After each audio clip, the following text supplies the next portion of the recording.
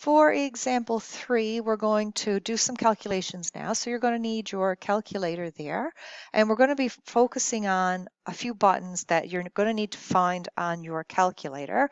And the buttons are going to be, for this example, the square root button and the cube root button. Now, for some calculators, that might be a different place on the calculator, so I can't really say this is where you find it. If we have questions and you get stuck, we'll definitely have a Google Meet and you can ask me about your particular calculator.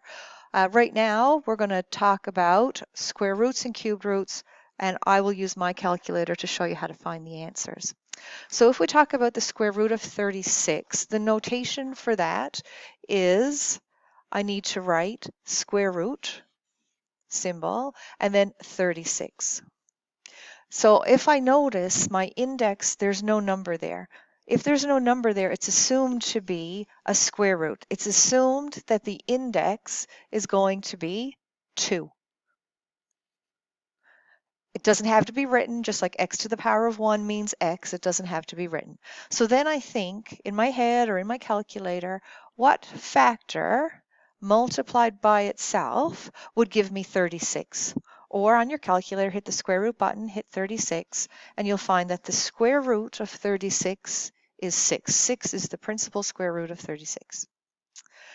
If we look for cubed root of 216, the notation for that is find the cubed root, and notice the 3 is written small and tucked inside here, inside this little arm of the radical symbol. It's the cubed root of 216.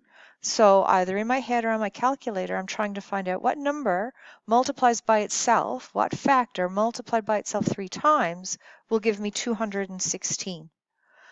Or on your calculator, you hit cube root 216, and you'll find that the cube root of 216 is 6, because 6 multiplied by 6 multiplied by 6 gives me that perfect cube, 216. So once we understand how these operations work, then we're ready now to go into calculations.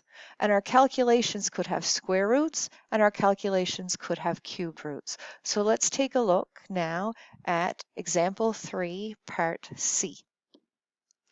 So here I have the square root of 121. So if I take the square root of 121, I know that's 11. And then I'll move on to the next part of my equation. I need to find the cube root of 216. Well, we just found the cube root of 216. The cube root of 216 was 6. So this expression, the square root of 121, subtract the cube root of 216, can really be find for me what is 11 subtract 6. Well, 11 subtract 6 is 5. Part D, I want you to really pay attention to where the 3 is written, tucked inside this radical symbol. It tells me it's the cubed root of 343. The 4 tells me 4, and it's what I call a sneaky multiply. This really means 4 multiplied by the cubed root. See how I've written it tucked inside that little arm of your radical, 343. So I'm going to find the cubed root of 343, and then I'm going to multiply that by 4. Well, the cubed root of 343 on my calculator is 7. So this really means now what's 4 multiplied by 7? 4 times the cubed root of 343 is 4 times 7, or 28. Part E, same thing. Now we've got 3 terms in our expression here, and when I look at it, I have an addition and I have a division.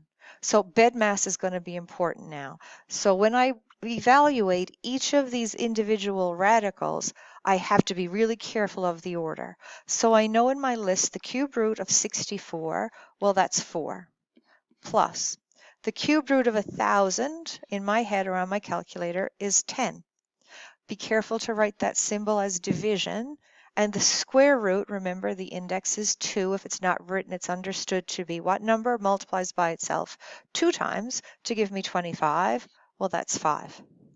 So now I have to be careful when I do order of operations, an addition and a division, I have to do my division first. So I'm holding on to that 4 for just a minute.